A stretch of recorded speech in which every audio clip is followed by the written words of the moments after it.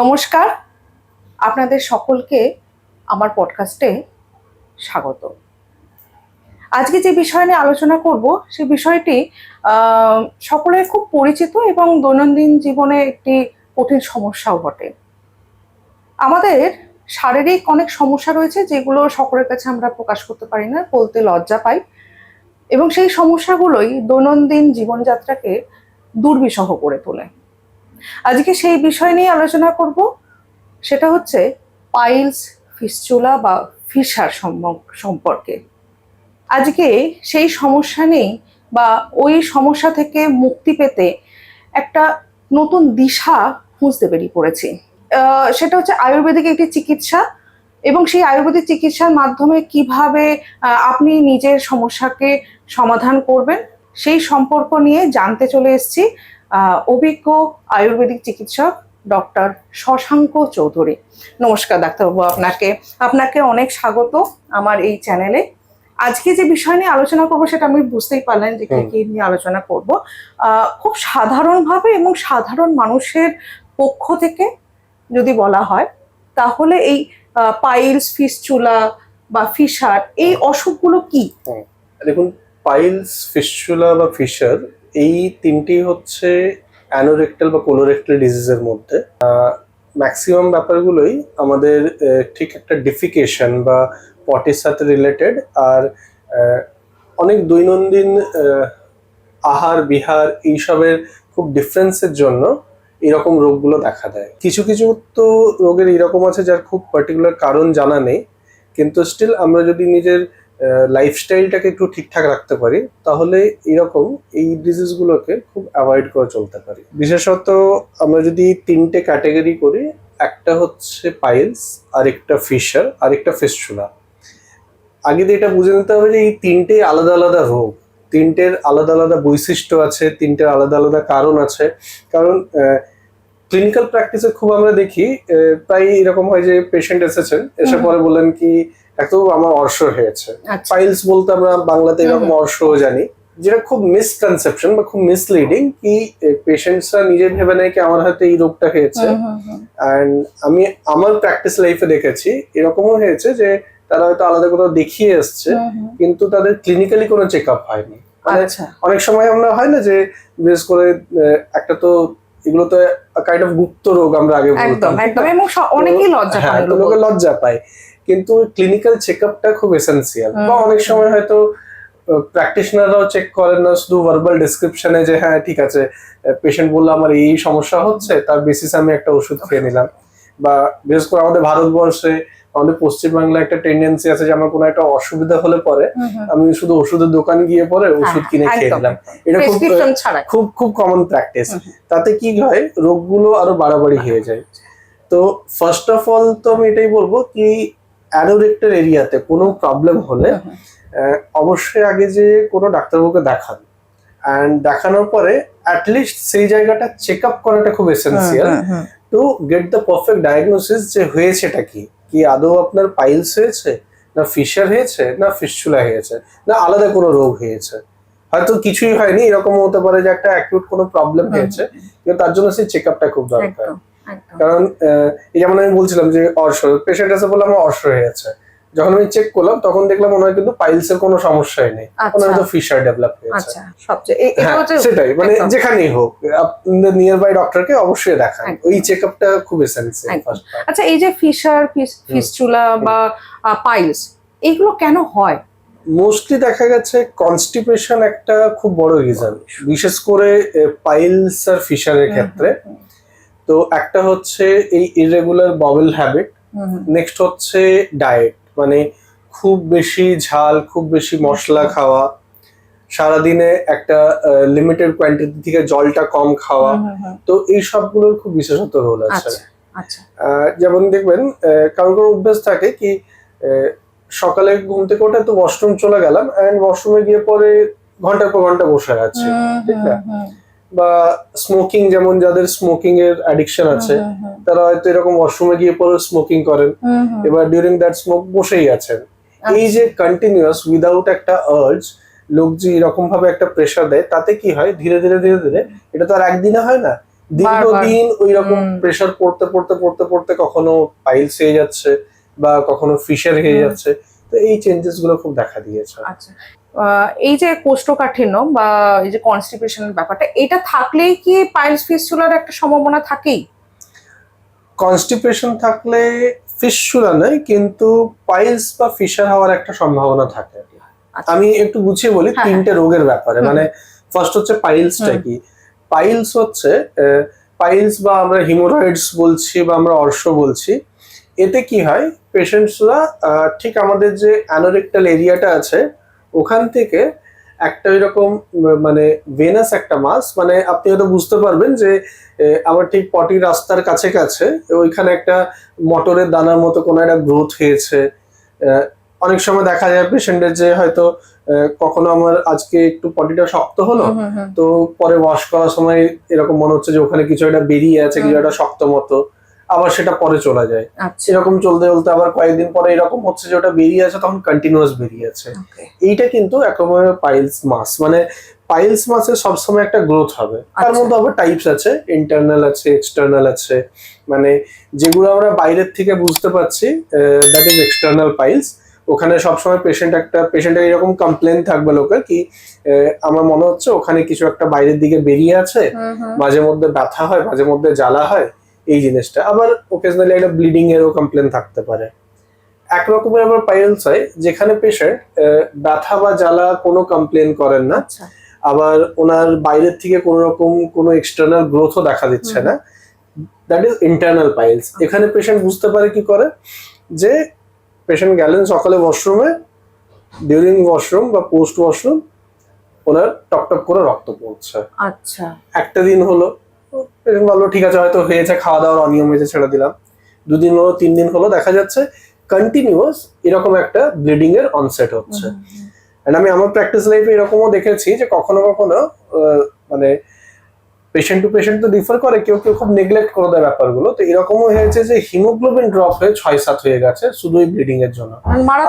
হ্যাঁ, খুব খুব সিরিয়াস। মানে বেশ কয়েকটা কেস এরকম হয়েছে যে খুব এমার্জেন্সির মধ্যে আমাদেরকে সার্জারি প্ল্যান করতে হয়েছে। তো পেশেন্ট দেখালেন যে খুব আজগুবি কলস আছে। কখনো আমাদের পেশেন্ট ফোন করে বলেন যে আমার 2.5 মাস ধরে ব্লিডিং হচ্ছে and they have not taken care, এবং ব্লিডিং হয়।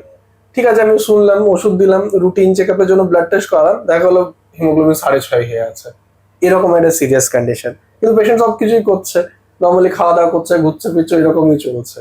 তখন খুব এমার্জেন্সির মধ্যে সেগুলোকে উনি নিজে বুঝতে পারছে না, কিন্তু এদিকে শারীরিক অবস্থা ধীরে ধীরে ডিটোরিয়েট হয়েছে। এবং সেটা যখন একদম এক্সট্রিম কমে যেত, হয়তো হিমোগ্লোবিন 5 এরকম হয়ে গেছে, হঠাৎ একদিন ফেন্ট হয়ে গেলেন, কোনো একটা এমার্জেন্সি হলো, তখন বুঝতে পারে।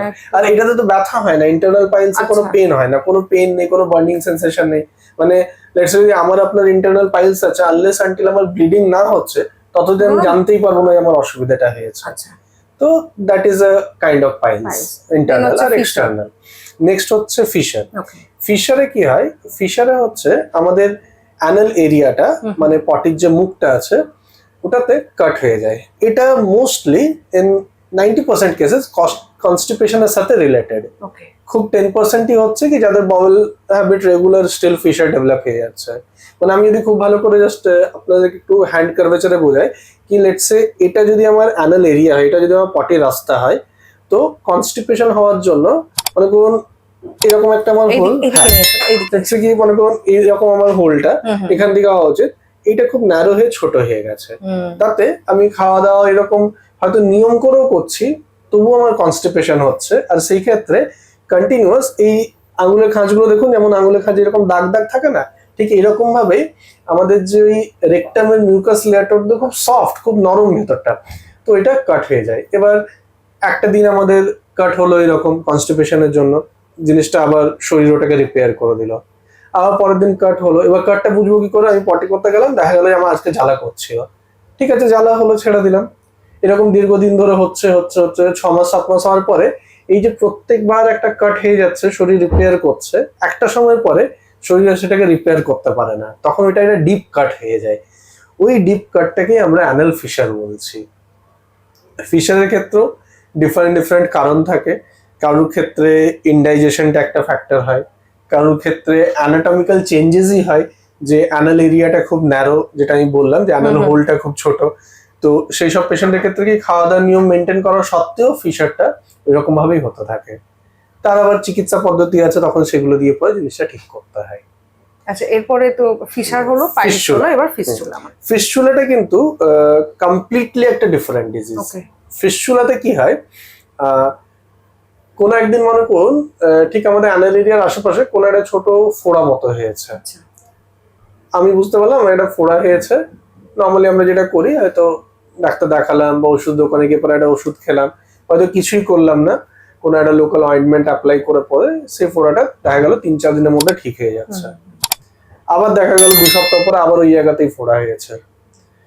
এবার 2-3 বার হওয়ার পর আমরা একটু সিরিয়াস হলাম ব্যাপারটা নিয়ে। আমরা তখন ডাক্তারবাবুকে দেখালাম, উনি অ্যান্টিবায়োটিক্স দিলেন, অ্যান্টিবায়োটিক্স খেলাম, ঠিক হলো। কিন্তু এই প্রসেসটা কন্টিনিউয়াস চলছে। আচ্ছা, এরকম করতে করতে বেশ কয়েক সপ্তাহ বা কয়েক মাস পেরিয়ে যায়। তখন গিয়ে পরে যখন আমরা ডাক্তারের যাই, তো ওনার দেখে মনে হয় কিনা এটা হয়তো শুধু প্লেন অ্যাবসেস না, প্লেন ফোড়া নয়, আলাদা কিছু থাকতে পারে। তাতে গিয়ে চেক আপ করে দেখা যায় যে একটা ফিস্টুলা গ্রো হয়েছে। আচ্ছা, এবার ফিস্টুলাটা কি, ফিস্টুলার ক্ষেত্রে আমি যেমন বললাম যে সবসময় অ্যানাল এরিয়ার আশেপাশে একটা ছোট অ্যাবসেস মতো পাওয়া যায়, মানে একটা ফোড়া মতো হবে, যেখান থেকে কখনো পুজ বেরোতে পারে, কখনো রক্ত বেরোতে পারে, কখনো পাস বেরোতে পারে, কখনো রস মতো ফ্লুইড মতো বেরোতে পারে। এইগুলো খুব কমন কমপ্লেন বা কমপ্লিকেশনস থাকে। এবার সেই ক্ষেত্রে হয় কি কি এই যে বাইরে আমি অ্যাবসেসটা দেখছি, এটা কিন্তু প্লেন কোনো শুধু অ্যাবসেস বা ফোড়া নয়, এইটা পুরো একটা ট্র্যাক্ট বা একটা কানাল বা গুহার মতো, যেটা ভেতরে গিয়ে আমাদের রেকটামও একটা ওপেন করছে। তো ফিস্টুলাতে ওই জন্য এক্সটার্নালি কোনো মেডিসিনস দিয়ে পরে জিনিসটা ঠিক হয় না। মানে আমি যেমন একটু আগে ফিশারটা বলেছি, মানে এটা যদি আমার অ্যানাল এরিয়া হয়, লেটস সে আমার এই বাটাক্সের মধ্যে এখানে কোনো একটা অ্যাবসেস হয়েছে বাইরে, এইটা ভেতর অব্দি কিন্তু একটা পুরো কানাল বা ট্র্যাক্টের মতো গেছে, যেটা গিয়ে ভেতরে ওপেন হয়েছে। এবার খুব সাধারণ ভাষায় যদি আমরা বলি, মনে করুন আমরা ওষুধ খাচ্ছি, আমার বাইরের দিকে অ্যাবসেসটা ঠিক হয়ে গেল, কিন্তু ডেফিকেশন বা পটিটা তো একটা রেগুলার হ্যাবিট, দিনে একবার বা দিনে 2 বার তো সবাই যাচ্ছে। এবার প্রত্যেকবার কিন্তু একটু না একটু এই ফিকাল ম্যাটার ওখানে জমা হয়ে যাচ্ছে, যেটা ওটাকে রিপিটেড ইনফেকশন করছে, যে কারণে মেডিসিন দিয়ে পরে ওই ব্যাপারটা জাস্ট সিমটোমেটিক্যালি রিলিফ হয়, কিন্তু পুরোপুরি ফিস্টুলাটা ঠিক হয় না। আচ্ছা, সো এইটা হলো এই 3টে রোগের ডিফারেন্সিয়েশন, পাইলস কি, ফিশার কি, ফিস্টুলা কি। একদম অনেকেই ফিস্টুলা মানে পাইলস হচ্ছে সেটাকে ফিস্টুলাও বলে ফেলে। মানে এই খুব কমন, মানে এটা থেকে মানে পরিষ্কার, অনেকটাই পরিষ্কার হলো ডাক্তারবাবু যেগুলো বললেন। আচ্ছা, আমার একটা প্রশ্ন আছে, এই যে পাইলস, ফিশার বা ফিস্টুলা যেটাই হোক না কেন, এটা একটা বয়স থাকে কি, মানে এই নির্দিষ্ট বয়স থেকে হতে পারে নাকি অনেক কম বয়স থেকেও হতে পারে? না, এটা খুব একটা এজ রিলেটেড না। আচ্ছা, এরকম কিছু ব্যাপার নেই। যেমন বাচ্চাদের যাদের বাউল হ্যাবিট ভালো নেই, আজকাল তো খুব দেখা দিচ্ছে, আগে এতটা কমন ছিল না। মানে এখন প্রায় পেরেন্টসরা আছে কি আমার বাচ্চা সিভিয়ার কনস্টিপেশন, আর সিভিয়ার ইন দ্য সেন্স এরকম কি বেশ কয়েকজন বাচ্চা তো অনগোয়িং ট্রিটমেন্ট চলছে, যারা স্কুলে পড়ছে, 3 দিনে 4 দিনে একবার পটি হয়, ডিফিকেশনই হয় না, তো এত মেজর, তো তাদের এরকম পাইলস বা ফিশার হওয়ার চান্সেসটা খুব কমন, কারণ বাচ্চা তো কন্টিনিউয়াস একটা প্রেসার দিচ্ছে, এন্ড সেক্ষেত্রে এরকম অ্যানাল ওয়ালটা কেটে যাওয়া, এগুলো খুব কমন ইস্যু। তো খুব এগুলো এজ রিলেটেড কোনো ব্যাপার নয়, লাইফস্টাইল রিলেটেড বিষয়টা আরো বেশি। এই পুরুষ বা মহিলা এইরকম কোনো কি ডিফারেন্স আছে, যে পুরুষদের বেশি হয় বা মহিলাদের এরকম কম হয়? না, এই রোগটার ক্ষেত্রে সেরকম নয় যে পুরুষদের বেশি হয় বা মহিলাদের বেশি হয়। এজ বা জেন্ডার এখানে ডিপেন্ড করে না। আচ্ছা, এই যে আমরা শুনে থাকি যে পাইলস, ফিস্টুলা বা ফিশার যাই হোক না কেন, এর কোনো সমাধান নেই, ওই লাস্ট পর্যন্ত আমাকে অপারেশনই করতে হবে, এটা কি ঠিক নাকি অন্য কোনো উপায় আছে? না, একটা পার্ট হচ্ছে সমাধান নেই, তো এরকম নয়, 3টেরই সমাধান আছে, অ্যান্ড এই রোগগুলো কমপ্লিটলি কিউরেবল, এটা হচ্ছে ফার্স্ট। এবার অপারেশনের বিষয়টা হচ্ছে ওর স্টেজের উপর, যে আমার কোন স্টেজে আমি রোগটা নিয়ে পরে ডাক্তারবাবুকে দেখাতে আসছি, সেই স্টেজটার উপরে ওর অপারেশন হ্যাঁ বা না সেটার উপর ডিপেন্ড করছে। তো আমরা যদি পাইলসের কথা বলি, পাইলসের কি হয়, পাইলস নিয়ে খুব মানে বেশ কয়েকটা ওই সামাজিক গুজব আছে না, ওই রকম ছড়ানো আছে কি, যেমন আমরা খুব কমনলি শুনি কি অপারেশনে পাইলস সারে না, এটা খুব কমন। অপারেশন করার পর আমার হয়ে যাবে, আবার ফিরে এসেছে, এটা ভীষণ কমন একটা খুব কমন। তো পাইলসের ফার্স্ট হচ্ছে স্টেজ, 3টে স্টেজ আছে, first degree, second degree, third degree. First degree পাইলসে কি হচ্ছে, আমরা যদি এটাকে জাস্ট এরকম ভাবে বলি কি একটা মোটরের দানার মতো আমার ডেভেলপমেন্ট হয়েছে, সো ভেতরে রেকটামের মধ্যে ডেভেলপমেন্ট হয়েছে, তাতে সেটা জাস্ট ডেভেলপ হয়েছে, that is first degree. First degree mostly যে আছে কনজারভেটিভ ট্রিটমেন্টে, মানে ওষুধের দ্বারা জিনিসটা ঠিক হয়ে যায়। সেকেন্ড ডিগ্রি কোনটা হচ্ছে, যেখানে আমার এরকম ওই মোটরের মতো দানাটা যখন আমি ডেফিকেশনের জন্য যাচ্ছি, জায়গাটা পরিষ্কার করার সময় বা সামহাও কোনোভাবে টাচ করে আমি বুঝতে পারছি যে ওখানে আমার এরকম আসছে, পরে আবার ওটা চলে যাচ্ছে। মানে ডিউরিং ডিফিকেশন আমি ফিল করছি প্রেশার দেওয়ার সময়, কিন্তু পরে যখন আবার আমি স্নান টান করছি বা নর্মাল কাজে যাচ্ছি তখন কিন্তু কোনো রকম ফিলিংস নেই। এইটা হচ্ছে সেকেন্ড ডিগ্রি। সেকেন্ড ডিগ্রির ক্ষেত্রেও আমরা মোস্টলি কনজারভেটিভ ট্রিটমেন্টে নেওয়ার চেষ্টা করি, আর একবার ট্রাই করে দেখি যে যদি মেডিসিন ঠিক হয়ে যায়। এটা অলমোস্ট 50-50 রেশিও আছে। সেকেন্ড ডিগ্রিতে দেখা গেছে যে 50% লোকের ওষুধ দিয়ে পরে জিনিসটা ঠিক হয়ে গেছে। নেক্সট হচ্ছে থার্ড ডিগ্রি, যেখানে ওই মটরের দানার মতো জিনিসটা কন্টিনিউয়াস বেরিয়েই আছে, মানে আমি ডেফিকেশনে যাই না যাই সবসময়ই আমার একটা অ্যানাল এরিয়ার কাছে এরকম একটা ডেভেলপমেন্ট মতো ফিল হচ্ছে।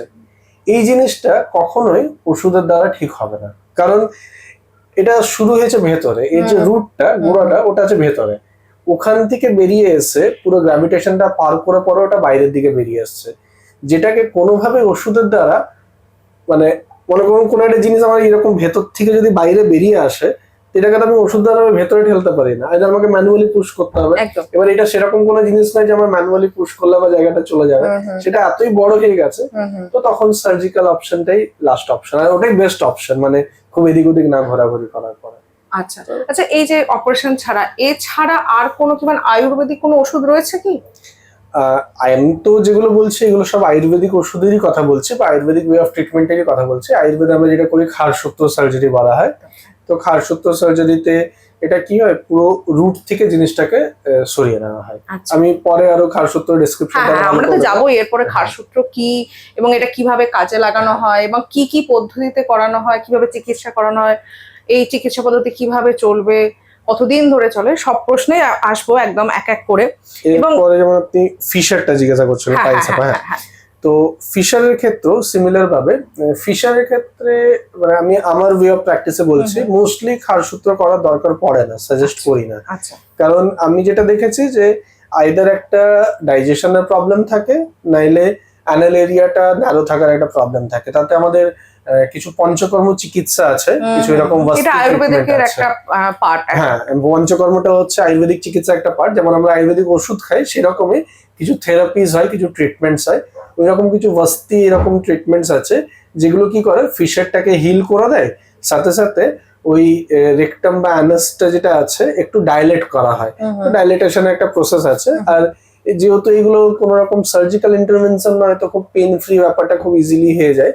তো পরে ইন মোস্ট অফ কেসেস মানে 90-95% কেসেসে দেখেছি যে এরকম পঞ্চকর্ম দ্বারাই ফিশারটা হিল হয়ে যায়। তো সেক্ষেত্রে আমাদের কোনো রকম অপারেশন বা সার্জারি প্ল্যান করা দরকার পড়ে না। এবার আমরা যদি যাই ফিস্চুলার ক্ষেত্রে কিন্তু কোনো ডিগ্রি বা কোনো গ্রেডেশনের ব্যাপার নেই। যদি ফিস্চুলা হয়েছে তাহলে সার্জারিটাই একমাত্র অপশন, ওখানে we don't have any other options. মানে ওখানে আমি সবাইকে মানে যারাও শুনছেন বা যারা জিনিসগুলো দেখছেন সবাইকে বলতে চাই কি, ফিস্চুলাতে আমি যদি সার্জারি ছাড়া আদার কোনো অপশনে যাচ্ছি, তো ওটা কিন্তু আমার জন্য শুধু wastage of time, money and everything, and ধীরে ধীরে সেই কমপ্লিকেশনস গুলো বাড়তেই থাকে। তো ফিস্চুলা হয়েছে মানে একটু নিজের ভয়টা কাটিয়ে পরে সার্জারিতেই চলে যাওয়া সবচেয়ে বেস্ট। অ্যান্ড তার মধ্যেও ক্ষারসূত্রটা হচ্ছে টিল ডেট আমার মানে বলতে কোনো দ্বিধা নেই কি ক্ষারসূত্র one of the most reliable procedure to cure the fistula.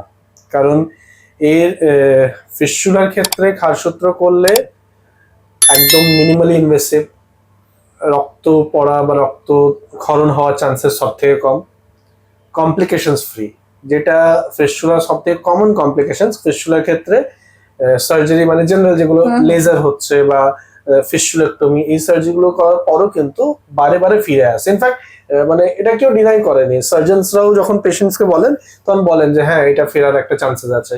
কিন্তু খারসূত্রতে আমি অলমোস্ট 2013 থেকে এখন অব্দি প্র্যাকটিস করছি, টিল নাও এরকম একটা পেশেন্ট হয়নি যে আবার রিল্যাপস করেছে। আমি জাস্ট টেলিং মাই এক্সপিরিয়েন্স, কিন্তু অ্যাপার্ট ফ্রম আরো অনেক বছর ধরে তো অনেক ডক্টরস এটা করছে, তো ইটস নেগলিজিবল, হয়ই না প্র্যাকটিস লাইফে। আমার মনে হয় না কেউ খুব একটা দেখেছে, এক্সেপশনস অফ কিউতে থাকে হয়তো একটা দুটো কেসের হয়ে গেছে, কিন্তু 99% কেসের ফিস্টুলার হয় না, আবার থেকে রিটার্ন ব্যাক হয় না, যেটা আদার ওয়ে অফ মানে ট্রিটমেন্টে খুব কমন কমপ্লিকেশন। এটা অনেকের সার্জারি কাছেই করার পর হয়, শুনেছি এরকম 3 মাস 4 মাস পরে দেখা যাচ্ছে আবার ফিস্টুলাটা বেড়ে যাচ্ছে।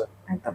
এবার আপনি যে এই যে এত আলোচনা হলো, এবং সবচেয়ে ইম্পর্টেন্ট কথা হচ্ছে আমরা এখন জানবো, সেটা হচ্ছে খারসূত্র কি। অনেকের কাছে অজানা বা অনেকের কাছে নতুন বিষয় নয়, সেটা হচ্ছে যে খারসূত্র কি, মানে খারসূত্র এই পাইলস ফিস্টুলার জন্য কতটা নিরাপদ, এবং এর সম্বন্ধে আয়ুর্বেদিক যে চর্চাগুলো রয়েছে সেগুলো সম্বন্ধে আমাকে একটু বলবেন।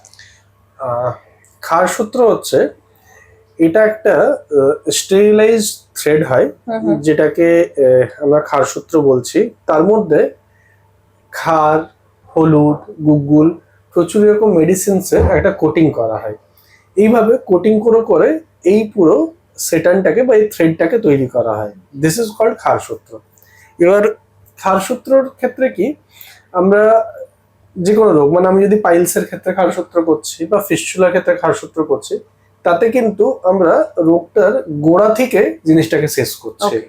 মানে একটা পাইলস মাস যেটা ভেতর থেকে তৈরি হয়েছে, তার রুট থেকে জিনিসটা চলে যাচ্ছে, মানে এটার পরে আর বেরোবার আর পথ থাকবে না, কোনো চান্সেস নেই। যেটা আমরা তখন ডিসকাশন করছিলাম, আমি তখন ওই ডিগ্রি গুলো বললাম, যেমন 3টে ডিগ্রি হয়, first degree, second degree, third degree. Similarly haemorrhoids এর 3টে পজিশনও আছে। আচ্ছা, মানে আমি আবার দেখাচ্ছি, আমাদের যদি এইটা অ্যানাল এরিয়া হয়, তাহলে ঘড়ির কাঁটা হিসেবে 3 o'clock, 7 o'clock, 11 o'clock, এই 3টে পজিশনেই কিন্তু হেমোরয়েডস গ্রো হয়। এবার মনে করুন কারোর একটা পাইলস হয়েছে 3 o'clock পজিশনে, উনি ডাক্তারকে দেখালেন, সার্জারি হলো, জিনিসটা ঠিক হয়ে গেল। 11 o'clock, 7 o'clock পজিশনে এখন ওনার কোনো রোগই নেই। আচ্ছা, যে জায়গাটা অপারেশন হয়ে গেছে ওখানে ভবিষ্যতে কখনো হবে না, সে যে সার্জারি হোক না কেন। আচ্ছা আচ্ছা, মানে জেনারেল যেগুলো আমাদের কনভেনশনাল ওয়ে অফ সার্জারি আছে, অনেক রকম আছে, মানে হেমোরয়েডেক্টমি আছে, লেজার আছে, ব্যান্ড আছে, তার সাথে আমাদের খারসূত্র আছে। তো যে রকম ভাবেই আমরা করি না কেন, যে জায়গাটা বাদ দিয়ে দেওয়া হয়েছে সেখানে গ্রো হওয়ার চান্সেস নেই, মানে হয় না। এবার এখন এই বাকি দুটো জায়গায় রোগী নেই, 4 বছর পরে দেখা গেল হয়তো 7 o'clock পজিশনে একটা হেমোরয়েড গ্রো হয়েছে। এই যে সামাজিক গুজব একটা ছড়িয়েছে, তার কারণ এটাই। যে জায়গাটা সার্জারি হয়েছে ওখানে হয় না। এবার কোন একটা পেশেন্টের 3টে পাইলস হয়ে আছে, 3টেরই সার্জারি হয়ে গেল, ওর জীবনে কখনো হবে না। সো যে জায়গাটা অপারেট করে দেওয়া হয়েছে ওখানে পাইলস এর রিগ্রো হয় না। এই কারণে এইভাবে জিনিসটা ছড়িয়েছে। That is need to be known. আর এই খারসূত্র দিয়ে কতটা মানে নিরাপদ, কতটা? খারসূত্র পুরোপুরি নিরাপদ, মানে কমপ্লিটলি কমপ্লিকেশন ফ্রি। আমরা যদি পাইলস এর ক্ষেত্রে বলি, তো পাইলস এর ক্ষেত্রে কি করা হয়, ফার্স্ট অফ অল এটা ডে কেয়ার সার্জারি, মানে আমরা এরকম প্রি অপারেটিভ ব্লাড টেস্ট করালাম, সবকিছু করালাম, টেস্ট করিয়ে পরে পেশেন্ট সকালবেলায় হাসপাতালে ভর্তি হলেন, আমরা অপারেট করলাম খারসূত্রটা, and in most of cases হয় বাই ইভিনিং আমরা ডিসচার্জ করে দিই, নাহলে পরের দিন সকালে ডিসচার্জ। আচ্ছা, মানে এটা দিনের দিন, একেবারে দিনের দিন সকালে ভর্তি হয়ে সন্ধ্যাবেলায় ডিসচার্জ করা যায়, বা যদি মনে হচ্ছে যে রাখা দরকার আছে 24 আওয়ার্স এর মধ্যে, মোস্টলি নেক্সট ডে তো ডিসচার্জ করে দেওয়া হয়। এবার উইদিন 5 to 7 days পাইলস মাসটা এই খারসূত্র কি করে, পাইলস মাসটাকে কাট করে, সাথে সাথে ভেতরের ঘাটাকে শুকিয়ে দেয়। 5 to 7 days এর মধ্যে পাইলস মাসটা অটোমেটিক্যালি রিমুভ আউট হয়ে যাবে। পেশেন্ট বাড়ি গিয়ে 1 থেকে 2 দিনের জেনারেল রেস্ট নেবে, সেকেন্ড ডে থেকে হাঁটা চলা সবকিছু করবে, ইনফ্যাক্ট পেশেন্টকে অফিস যেতেও অ্যালাউ করে দিই। এরকম নয় যে আপনাকে বেড রেস্টে থাকতে হবে। এটা আমি আসতে, মানে এটা তো একটা অনেকটা হয় না যে অপারেশন করার পর আমাকে অনেকটা সময় আমার বাড়িতে থাকতে, বিশ্রামের ব্যাপার থাকে, যারা অফিসে যান বা স্কুলে যান তাদের তো একটা সমস্যা থাকেই। আমার মানে এটা দুদিনের মোটামুটি একটু নেওয়ার পরে মানে স্বাভাবিক জীবনযাত্রা জীবনযাত্রা শুরু হয়ে যায়। অনেক পেশেন্টস আছেন খুব দূর দূর থেকে আসছেন। খুব রিসেন্টলি আমরা লাস্ট টাইম করেছিলাম, শিলিগুড়ি থেকে এসেছিলেন উনি, এসে অপারেট করলেন, করে পরে একদিন এখানেই কলকাতায় থেকে তারপরের দিন রিটার্ন চলে গেলেন। 5 to 7 days এর মাথায় পাইলস মাসটা অটোমেটিক্যালি কাট হয়ে বাদ হয়ে গেল, আর 5 to 7 days লাগে জিনিসটা পুরো হিল হয়ে যেতে। মানে যেদিন আমি সার্জারি করছি তার থেকে 2 সপ্তাহের মধ্যে ম্যাক্সিমাম বলছি, মানে উইদিন 10 to 14 days আপনি কমপ্লিটলি ডিজিজ ফ্রি। আর হয়তো এই রোগটার জন্য দীর্ঘদিন ধরে মাটন খাচ্ছি না, চিকেন খাচ্ছি না, ডিম খাচ্ছি না, লঙ্কা খাচ্ছি না, এই জিনিসগুলো অ্যাভয়েড করে চলছি, সেদ্ধ খাবার খাচ্ছি, সেই সব ফুড রেস্ট্রিকশনস গুলো অফ। যারা মানে ভোজন রসিক এবং অনেকদিন ধরে এই সমস্যায় ভুক্তভোগী তাদের জন্য এটা খুব ভালো মেসেজ। খুব ডিফিকাল্ট হয়, মানে কি আমি তো দেখেছি পেশেন্টসদের হয়তো কেউ 6 মাস ধরে নিজের ডায়েটটা কন্ট্রোল করে রেখেছে, একটা দিন কোন একটা পার্টিতে গেলেন, প্রোগ্রামে গেলেন, একটু খাওয়া দাওয়ার অনিয়ম হলো, তারপরের দিন সকালে খুব একটা কমপ্লিকেশন, চিন্তার বিষয়, খেতে খেতেই চিন্তা হতে শুরু করে, ডিফিকাল্ট সিচুয়েশন হয়ে যায় তখন। আর এটা অনেক সময় হয় না যে অপারেশন করার পর কোন একটা সাইড এফেক্ট হলো, এটা কি হওয়ার সুযোগ আছে? এই ক্ষেত্রে তো কোনো রকম সাইড এফেক্ট হওয়ার কিছু, আচ্ছা আচ্ছা, মানে এইরকম ভাবে ক্ষারসূত্রর তো কোনো পার্শ্ব প্রতিক্রিয়া নেই, মানে এটা একেবারে আয়ুর্বেদিক অনুযায়ী মানে একদম নিরাপদ এবং পার্শ্ব প্রতিক্রিয়া নেই। এবং যেটাই বললাম কি এটা হচ্ছে মিনিমালি ইনভেসিভ, ব্লাড লসের চান্সেস একদম কম। মানে এরকম হয়েছে, আমি বেশ কয়েক বছর আগে ফিস্টুলার একটা কেস করেছিলাম, ওনার হিমোগ্লোবিন ছিল 7.5, তো আপ টু দা 7, 6.5 এরকম হিমোগ্লোবিন থাকাতো ক্ষারসূত্র করা গেছে, কারণ এটাতে ব্লাড লস খুব একটা হয় না এই পুরো প্রসেসটাতে, তো খুবই কমপ্লিকেশনস ফ্রি। আর এটা সবার জন্য একদম। এবং খুব ভালো আলোচনা হলো আজকে, এবং অনেকের কাছে যেগুলো অজানার বিষয় এবং আতঙ্কের ব্যাপার, এবং আচ্ছা আরেকটা আতঙ্কের ব্যাপারে আসতে গিয়ে আমার মনে পড়লো যে পাইলস ফিস্টুলায় অপারেশন করতে গিয়ে বা সারাতে গিয়ে খুব ব্যথা হয়, এই ক্ষেত্রে কি ব্যথা যন্ত্রণার কোনো কিছু সমস্যা থাকবে?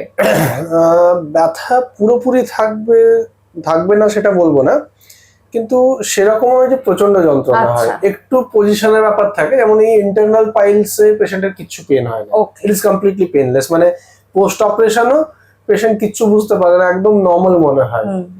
আর পেইন সেন্সিটিভিটিটা পেশেন্ট টু পেশেন্ট ডিফার করে, কারোর একটু বেশি কারোর একটু কম, সেগুলোর জন্য ওষুধ দেওয়া থাকে, কিন্তু সেরকম ভাবে খুব কম হয়েছে যে পেশেন্ট একদম শয্যাশায়ী হয়ে গেছেন, যে মুভমেন্ট করতে পারছি না। আমি যেমন বললাম যে আমরা পেশেন্টকে বলি 1 থেকে 2 দিন রেস্ট নিয়ে পরে তারপর আপনি নিজের কাজ, যেমন ফিমেল পেশেন্টস যারা আছে পোস্ট অপারেশন দেখা গেছে ম্যাক্সিমাম কেসেস মহিলারা নিজের ঠিক দৈনন্দিন কাজের মধ্যে লেগে গেছেন, মানে পরে যখন আবার রিচেকের জন্য আসছেন আমি জিজ্ঞাসা করছি সব কেমন ছিল, কি ছিল, তুমি এরকম বললো, কিন্তু আমি তো ভালো ছিলাম, তো 1-2 দিন পরে আবার রান্না বান্না কিচেনে ঢুকে গেছি, নিজের কাজকর্ম করছি, সব করছি, আর সেটা ইনস্ট্রাকশনও থাকে, তো এরকম কোনো ব্যাপার নেই যে খুব পেইনফুল। আচ্ছা একদম, মানে এইরকম আলোচনা ভীষণ উপকারী। মানে অ্যাকচুয়ালি কি বলুন তো, মানে বাঙালিরা ভীষণ এই রোগে ভীষণ ভুক্তভোগী, মানে খাবো আবার ব্যথাটাও পাবো, আবার অপারেশনও করবো, হ্যাঁ একদমই তাই।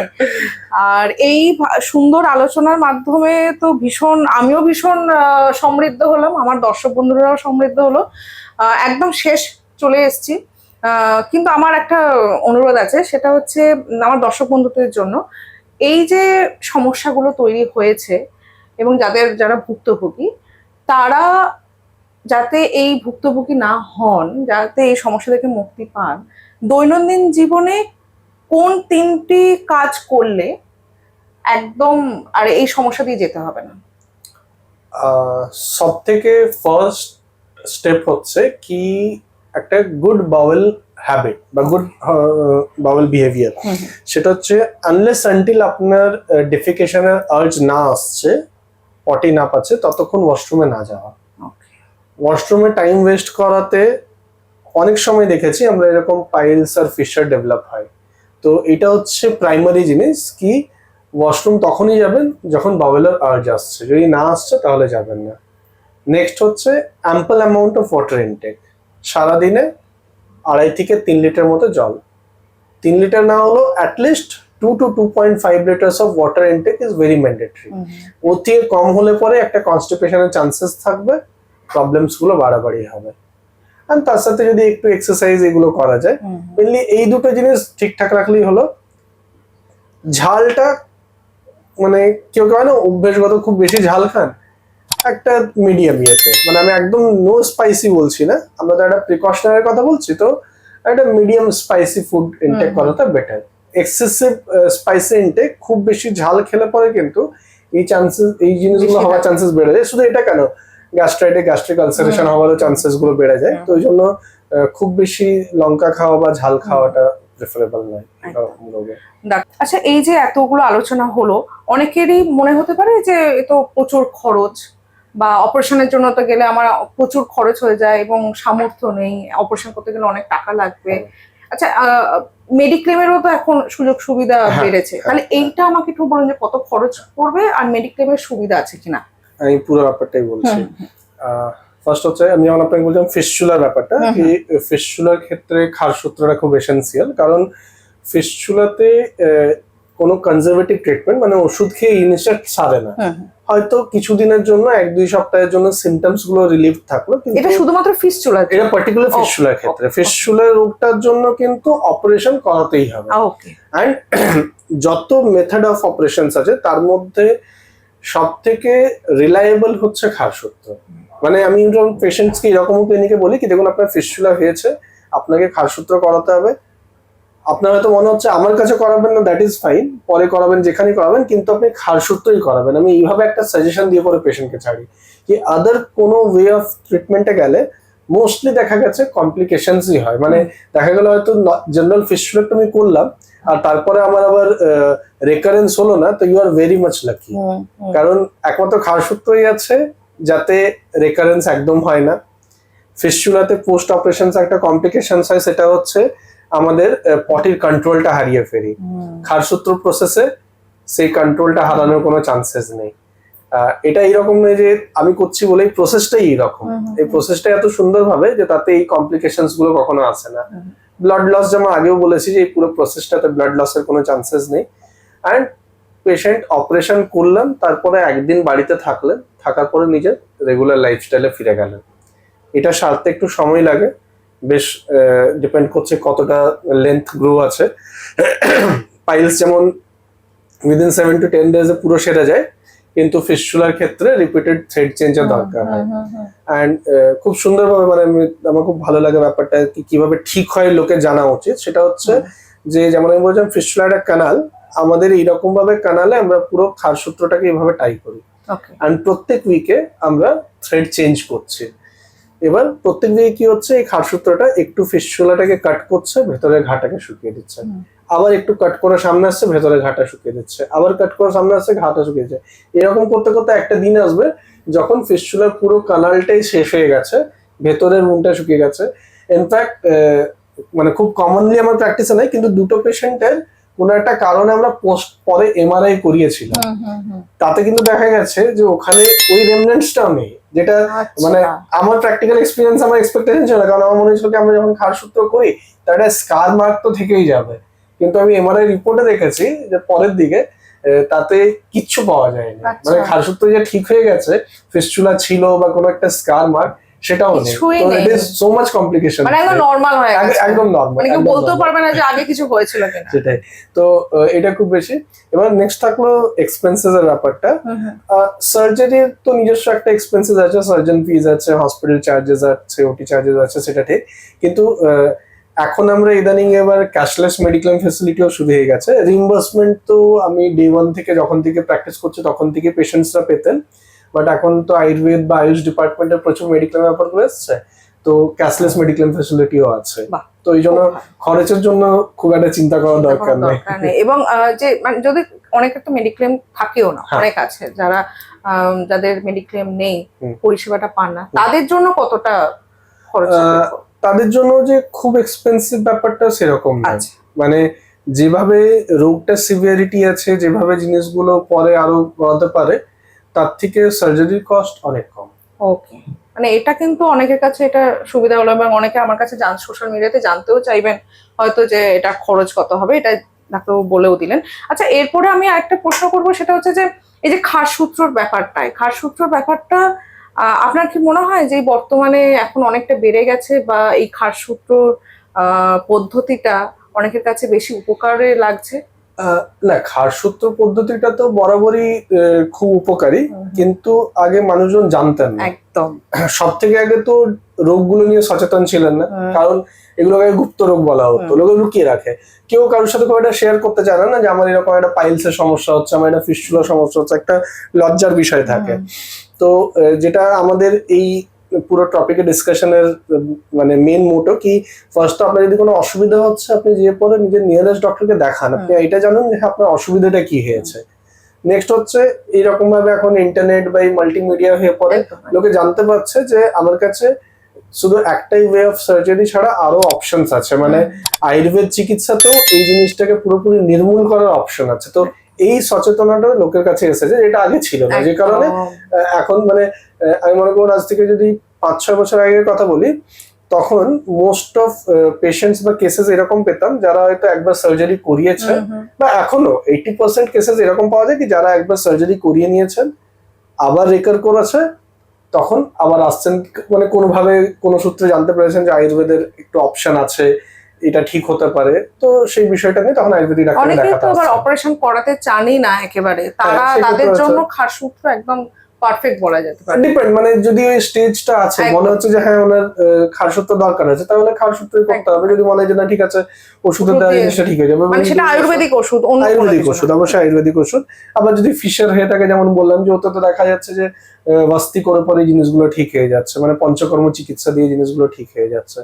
তো এখন লোকের এই অ্যাওয়ারনেসটা হয়েছে। হ্যাঁ, লাস্ট 5 ইয়ার্সে ফার্স্ট কামিং পেশেন্টস এরও সংখ্যা বেড়েছে, মানে যেহেতু লোকে এবার জানে যে খারসূত্র বলে একটা বিষয় আছে বা আয়ুর্বেদের একটা বেটার চিকিৎসা আছে, তো এখন ধীরে ধীরে মানুষজন এরকম আয়ুর্বেদিক চিকিৎসকের কাছেও যাচ্ছেন যে আমার এই সমস্যা হচ্ছে। হ্যাঁ, যেমন ফিস্টুলার ক্ষেত্রে কি আছে, we don't have any option, ওটা প্রাথমিক থাকুক বা ক্রনিক থাকুক আমাদেরকে খারসূত্রই করতে হবে। পাইলস এর ক্ষেত্রে কিন্তু আমরা যদি খুব তাড়াতাড়ি স্টেপ নিই, তাহলে কোনোভাবে অপারেশনের দরকার নেই, হয়তো কয়েকদিন ওষুধ খেয়ে ডিজিজ ফ্রি হতে পারে। আর আমরা পুরো বিষয়টাই কিন্তু কমপ্লিটলি ডিজিজ ফ্রি ব্যাপার বলছি, সিম্পটোমেটিক রিলিফের ব্যাপার বলছি না যে কয়েকদিনের জন্য ঠিক থাকলাম, আমি পুরো রোগটা থেকে মুক্তি পেয়ে গেলাম। ডাক্তারবাবু যেগুলো বলেন সেগুলো মেনে চললে মোটামুটি মনে হয় আর এই সমস্যার মধ্যে দিয়ে যেতে হবে না। এবং যদি কারোর হয়েও থাকে, এই একটা সহজ এবং সাইড এফেক্ট ছাড়া একটা চিকিৎসা পদ্ধতি রয়েছে, তার নাম হচ্ছে খারসূত্র। এটা সকলের জন্য এবং সব বয়সের জন্য, যারা এরকম ভুক্তভোগী তারা এটা এই ট্রিটমেন্টের জন্য এগোতেই পারে, এটা তো বলতেই পারি। এবং এই পুরো পডকাস্টের আজকে সারাংশ হলো নিরাময়ের প্রথম ধাপ হচ্ছে সচেতনতা। মানে আপনি যদি নিজে থেকে সচেতন হন, তাহলে আপনার এই রোগ সারতে বাধ্য। আর যারা আজকে আমার এই পডকাস্ট দেখছেন, তাদের কাছে আমার অনুরোধ, যদি কোনো প্রশ্ন থাকে তাহলে অবশ্যই কমেন্ট বক্সে লিখবেন, লাইক করবেন, সাবস্ক্রাইব করবেন। এবং আজকের এই অনুষ্ঠানের জন্য ডাক্তারবাবুকে অসংখ্য ধন্যবাদ। আপনি এত ব্যস্ততার মধ্যে আমাকে সময় দিয়েছেন এবং আমার দর্শক বন্ধুদের এত সুন্দর করে বুঝিয়েছেন, তার জন্য ধন্যবাদ আপনাকে। আর সবাই ভালো থাকবেন, সুস্থ থাকবেন, সচেতন থাকবেন, সতর্ক থাকবেন। আজকের মতো শেষ, আবার পরের নতুন এপিসোডের জন্য অপেক্ষা করবেন। ধন্যবাদ।